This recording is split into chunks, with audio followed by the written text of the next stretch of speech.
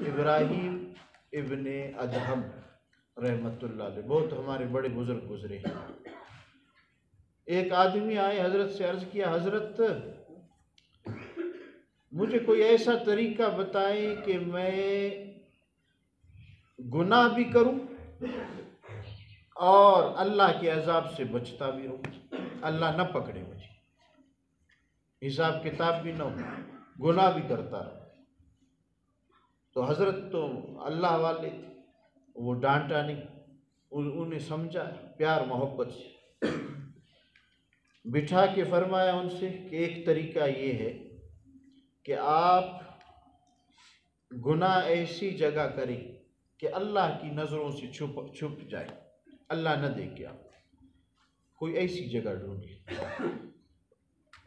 उसने कहा, हजरत ऐसी जगह कहाँ है? अल्लाह तो पहाड़ों के बीच में, समंदरों के बीच में, तन्हाई में, तारीकी में, हर जगह उसको इल्म है कि मेरा बंदा क्या कर रहा है।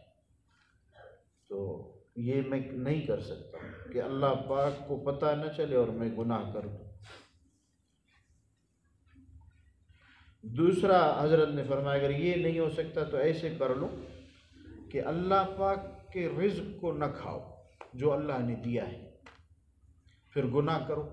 क़यामत के दिन अल्लाह पाक पूछेंगे कि गुनाह क्यों किया? तुम कहो मैंने तुम्हारा रिज़्क़ नहीं खाया, तुम गुनाह का क्यों पूछते हो? उसने कहा, अल्लाह ये तो हो नहीं अल्लाह के प्यारे दोस्त इब्राहीम इब्ने अदहम, ये हो नहीं सकता कि मैं अल्लाह की रोज़ी न खा सकूं। उसी की रोज़ी पे तो हम पल रहे, अफसर है, वज़ीर आज़म है, कौन किसका खा रहे मेरे दोस्तों? अल्लाह का। तो ऐसी जगह भी नहीं है जहाँ मैं चोरी चुप के गुनाह करूं, अल्लाह मुझे न देखे, और अल्लाह की रोज़ी को मैं उसके बगैर मेरा गुजारा भी नहीं हो सकता। ये सब उसी का है। हमारे तो बहाने हैं, अफसर साहब की तनख्वाह इतनी है, चौकीदार की तनख्वाह इतनी है, ये तो बहाने हैं, रोज़ी तो वो दे रहे हैं। तो हज़रत ने फरमाया, अच्छा ये नहीं कर सकते तो जब मरने का वक्त आए ना, तो उस वक़्त वो जो आपके फरिश्ते रूह कब्ज़ करने के लिए आएंगे, उनको कहो थोड़ी देर ठहर जाओ, मैं तौबा करूं, फिर उसके बाद रूह कब्ज़ करो। उस आदमी ने कहा, हज़रत ये कैसे हो सकता है कि फरिश्ते मेरी बात माने? वो तो अचानक मौत आ जाती है। कहा, अच्छा ये भी नहीं हो सकता।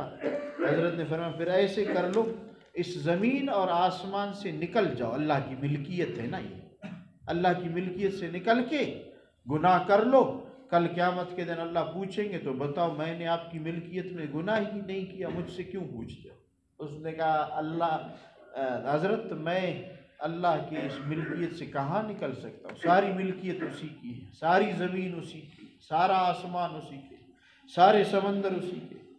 तो हज़रत ने फरमाया, अच्छा फिर ये कर लो कि जब कब्र में तुम जाओ ना, अभी गुनाह करो खूब, कब्र में जाओ, मुनकर नकीर आएंगे सवाल पूछने के लिए, उन्हें अपनी कब्र से बाहर निकाल दो कि मैं सवालों का जवाब नहीं दूंगा।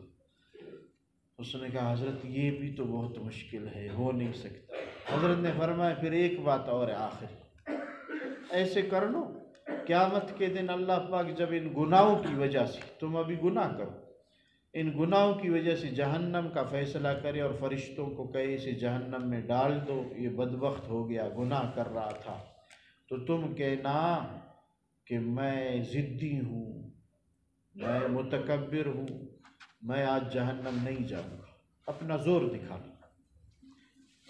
उसने कहा, ज़ोर भी तो नहीं चल सकता है।